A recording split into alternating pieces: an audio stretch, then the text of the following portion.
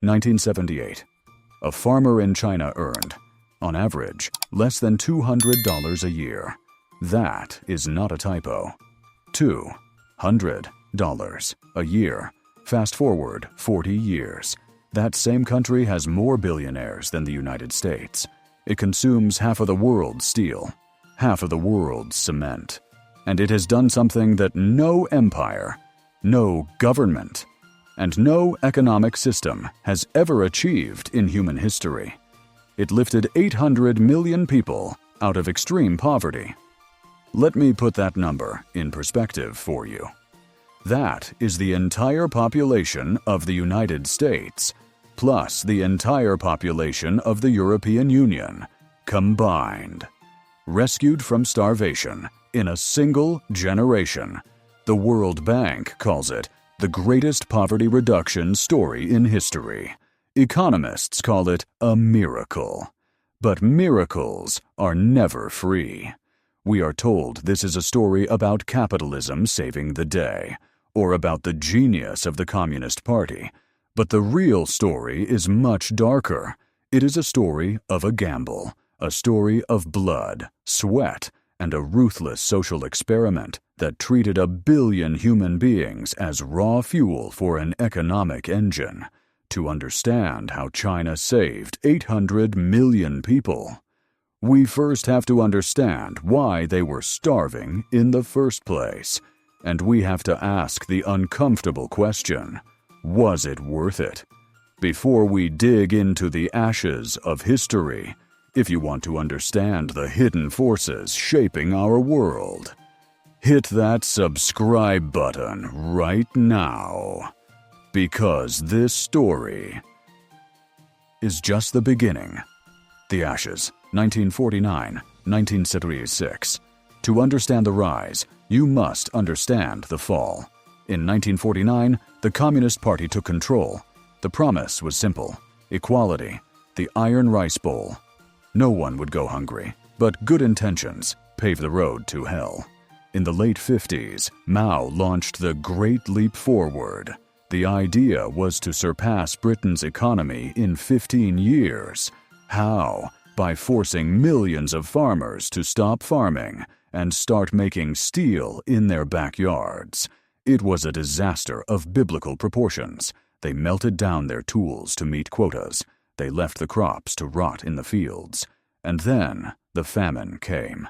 Between 1959 and 1961, estimates suggest that anywhere from 15 to 45 million people died of starvation. It remains the deadliest famine in human history. This is the baseline. This is where the story of the economic miracle actually begins, not at zero, but at negative 45 million. By the time Mao died in 1976, China wasn't just poor. It was broken. The economy was stagnant. The people were traumatized. The world had moved on, leaving the Middle Kingdom stuck in a time capsule of ideology and hunger. The Iron Rice Bowl was empty. The gamble, 1978-1990, entered Deng Xiaoping. He was a survivor. Purged 3 times, he came back with a philosophy that would change the world. He didn't care about the color of the cat. It doesn't matter if a cat is black or white. As long as it catches mice. Translation: it doesn't matter if it's communism or capitalism. If it feeds the people, do it. But the spark didn't come from Beijing. It came from a mud hut in Xiaogang village. One night in 1978, 18 desperate farmers signed a secret pact. A blood oath. They agreed to break the law. Instead of farming for the collective, they would split the land. Each family would keep what they grew. If they were caught, they would be executed. The result? That year, that single village produced more food than they had in the previous 5 years combined. Beijing noticed. Instead of executing them, Deng Xiaoping said, "Let's try this everywhere." This was reform number 1, decollectivization. Overnight, 800 million farmers were given a reason to work. Productivity exploded. The starvation ended. But feeding the people was just step one. Deng wanted to make them rich. He drew a circle on the map near Hong Kong, a sleepy fishing village called Shenzhen. He called it a special economic zone. Basically, inside this circle, the rules of communism don't apply. Come build factories, come make money. We won't stop you. This was the gamble.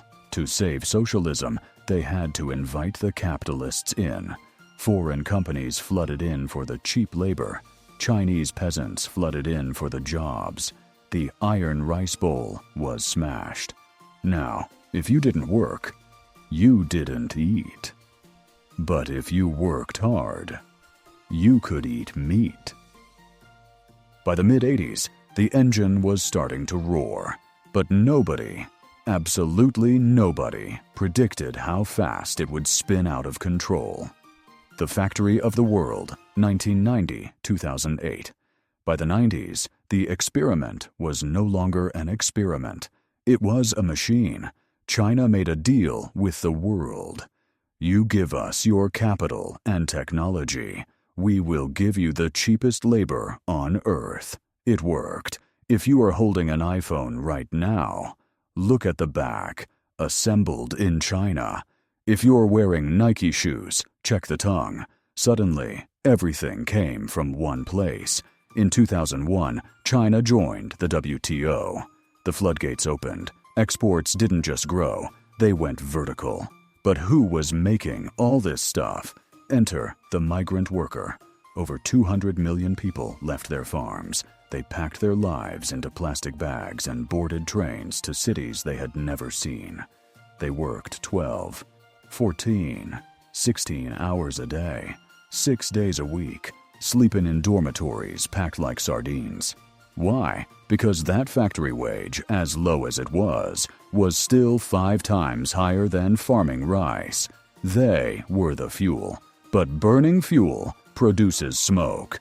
This brings us to the first great cost, the environment.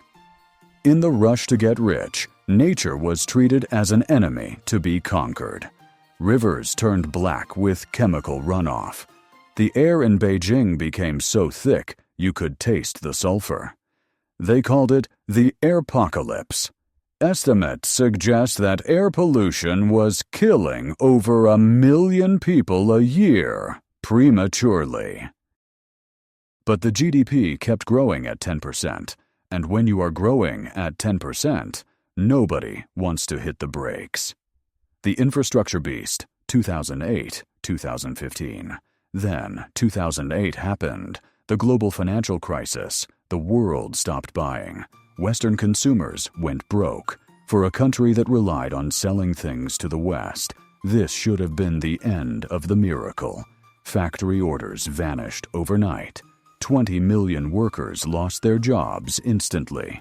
But Beijing had a plan B. If the world won't buy our goods, we will buy our own concrete. The government injected 4 trillion yuan into the economy.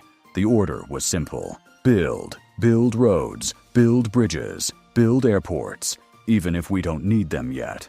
Just build, and build they did. In less than a decade, China built more high-speed rail than the rest of the world combined. They used more concrete in 3 years than the United States used in the entire 20th century. Let that sink in. 3 years versus 100 years. But here lies the second cost, waste and debt. When you are told to build at any cost, you build things that make no sense. Entire cities were constructed in the middle of nowhere. Ghost cities, apartments bought by speculators, never lived in. The economy didn't crash in 2008. In fact, it soared. But it was fueled by a new addiction, debt. Local governments borrowed billions to build infrastructure to boost GDP figures. It created an illusion of infinite growth. But underneath the shiny glass towers, the foundation was cracking. They had lifted millions out of poverty by building the future. But they were paying for it with a credit card that eventually has to be paid off. Statistics are easy to ignore. 800 million is just a number. But 800 million implies 800 million individual stories. Stories like the left behind children. Because of the hukou system, migrant workers couldn't bring their children to the cities. Schools and healthcare were only for locals. So, they left them behind. 60 million children growing up in villages, seeing their parents only once a year during Chinese New Year. This is the hidden trauma of the miracle. A generation raised by grandparents. A generation that paid the emotional price for the cheap electronics in our pockets. The Surveillance Bargain, 2015, present. By 2012, a new leader took the stage, Xi Jinping. He looked at the chaos of the Wild West capitalism and decided the party needs to take back control. He launched the final war against poverty. But this time, it wasn't about letting go. It was about micromanagement. They called it targeted poverty alleviation. It was a military-style campaign. The government identified every single poor household in the country. They created a database of 89 million people. Millions of party cadres were sent to live in villages. Their job, to figure out exactly why each family was poor and fix it. Need a cow? Here's a cow. Living on a cliff. We will move your entire village to the valley. No job? We will invent one for you. It was the most aggressive social engineering project in history. And, statistically, it worked. In 2020, Beijing declared victory. Extreme poverty was officially eliminated. But this benevolence came with a catch. The same database that tracked their poverty now tracks their behavior. The social credit system, the facial recognition towers on every corner, the Great Firewall. This is the surveillance bargain. The deal is simple. We will make you safe. We will make you full. We will make your nation powerful. In exchange, you give us your data. You give us your obedience. And you don't ask questions about who is in charge. For 800 million people who remembered starvation, that was a deal worth taking. But for the new generation, the deal is starting to sour. The hangover. Remember the infrastructure beast we talked about? Well, eventually, you run out of things to build. And eventually, the people run out of money to buy apartments they don't need. Enter the Evergrande crisis. Real estate accounts for nearly 30% of China's GDP. It is the savings account for the entire middle class. When the bubble started to leak in 2021, the illusion of infinite wealth shattered. People realized that their wealth was just concrete in a field that might never be finished. And the youth? The generation that was supposed to inherit the superpower. They are tired. They face record-high youth unemployment. They work 996 schedules, but can't afford a home in the cities their parents built. So, they are choosing to lie flat, to opt out of the rat race. The engine that lifted 800 million people is running out of fuel. Conclusion. The verdict, so. Let's go back to the original question. How did China lift 800 million people out of poverty? They did it by unleashing the most ruthless form of capitalism the world has ever seen. Guided by the iron fist of an authoritarian state.